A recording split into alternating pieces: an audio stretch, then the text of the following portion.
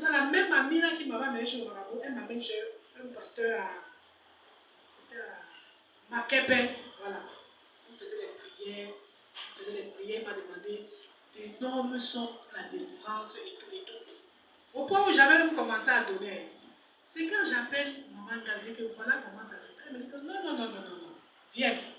On m'a montré une église ici à Yassa. Je voudrais qu'on aille.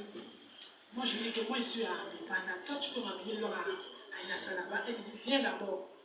Comme on dit, il faut qu'il obéir à ses parents. Je me lève ce jour. Je viens vers elle. On arrive à Yassa. Je vois, maman entre au champ avec moi. Je lui dis, maman, tu m'amènes où? Elle dit, viens seulement. On part, on entre sur l'arbre, on s'assied.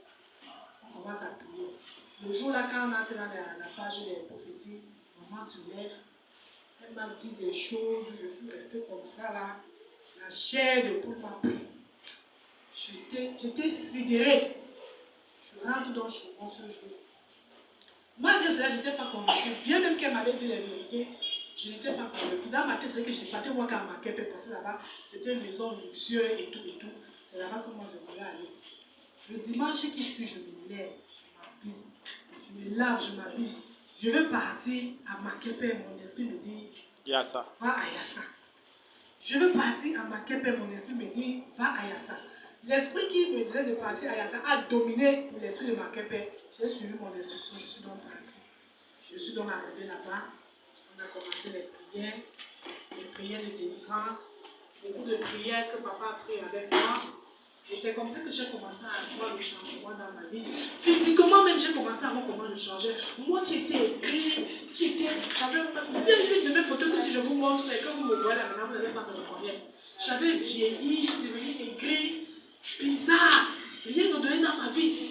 Dès qu'on a commencé les prières, mon visage a même commencé à changer. Les gens ont commencé à dire, mais toi tu es en train de rajeunir. Tu es en train de rajeunir. Je dis, c'est les prières. C'est la délivrance que je suis en train de recevoir. C'est comme ça qu'on a dans les prières.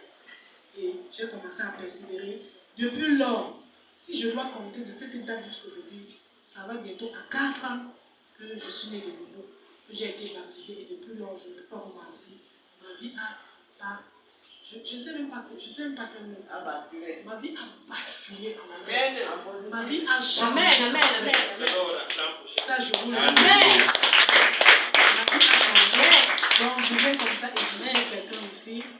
Il faut croire à la parole. Il faut croire et il faut nos histoires du marabout que nous parlons et tout. Ce sont des procédés. Parce que si ce n'était pas des procédés, je ne me serais pas trouvé ici.